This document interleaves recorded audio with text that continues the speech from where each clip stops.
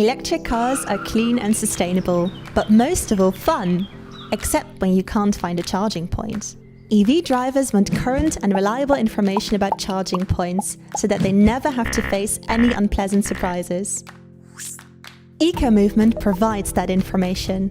Eco-Movement is the only data provider that checks, improves and enriches all the data of every charge point in Europe.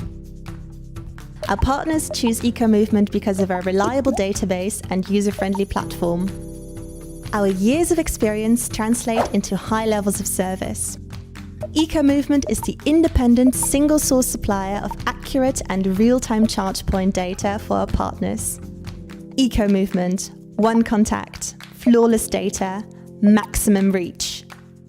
Curious to know how you can benefit from our services? Please inquire at info@ecomovement.com. My name is Roderick Vandenberg. I'm co-founder and CEO of Eco-Movement. We are a data platform for charge point location data. We provide all relevant information regarding charge point so EV drivers can find where to charge their electric car.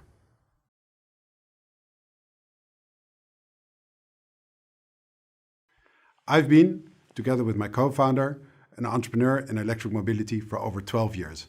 What drives us is that we want to make things simple. We want to reduce the complexity. We saw that charge point location data and the sourcing of it was extremely complex and was not helping EV drivers. They found it very hard where to find locations to charge their electric car. With Eco-Movement, we try to reduce that complexity and make a single data set of charge point locations so EV drivers can easily find where to charge their car.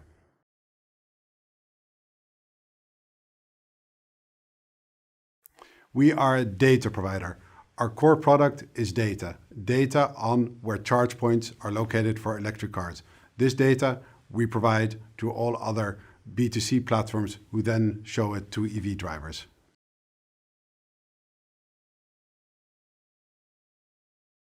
Yeah, so who are our main consumers was a bit in the previous question. So those are, for example, maps, B2C platforms who provide our data on a map or on a navigation system or an OEM in their in-car map, like Tesla, for example, or governments that use it for insights or for network planning. The providers of our data are very different sources, but let's say the main source are charge point operators that provide us with a dynamic or real-time feed where the locations are and what the stats is. But then we also use lots of other sources of data to improve that data or to add other data fields. For example, we use car data to verify the data from the CPOs or to identify ghost locations. So we have real-time data of over 350,000 EV cars where they charge. And we also use public sources or government sources to look for the completeness and to validate our data versus other data points.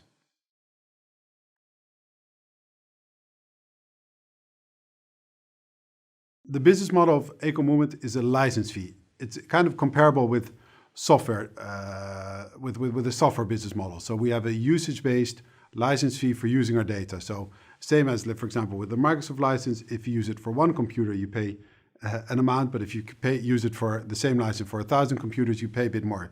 So that's also the same with our business model. It's very usage-based. So if a very small app, for example, uses our data, they pay it, let's say, a smaller license fee than a Google that uses our data on Google Maps.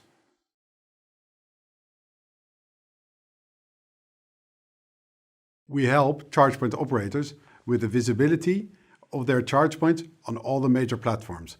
So via our data platform, their data is being presented in a correct and proper manner on all platforms where EV drivers look for charge points. So it's in their interest to share the data with us.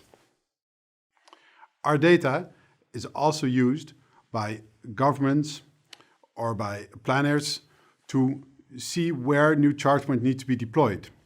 And of course, that also gives us very interesting insights of the exact locations which are most relevant to deploy new charge points.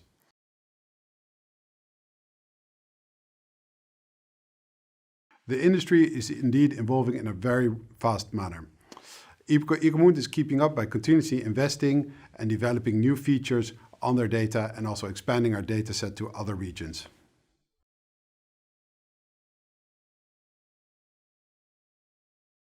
We indeed use a lot of artificial intelligence and machine learning to further improve the quality of our data and also to add enrichment. For example, we track the usage of a charge point to derive the opening time. So when is the charge point being used? That gives us an insight to show what times the charge point is opened for people to use it. Or we use various data points to establish or to know if a charge point is public, semi-public, or private. These are a couple of examples of hundreds of aspects that algorithms that we use with our data.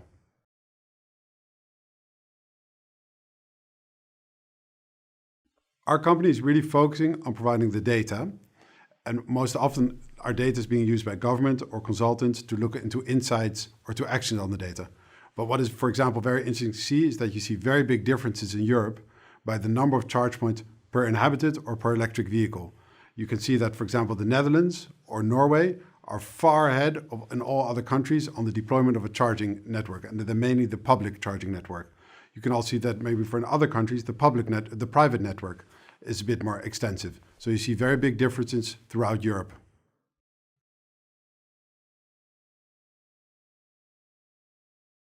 The network for power is under pressure. And especially on peak moments, we need more flexibility on that. So for example, with vehicle to grid, your car can be used as a battery. So in peak moments, your car will deliver data back to, for example, your home or to the grid, so you can use your washing machine, etc. And then at night, when the energy demand is a bit slower, then you charge your car. So you kind of make the charging of the car more dynamic. Well, if we have more data on that, so what is the exact expected power usage at a certain time, then you can also say, okay, then you know how many cars, for example, are parked and are connected to a charging point and are capable of doing vehicle to grid, then you can really optimize this whole complexity of the energy and power supply.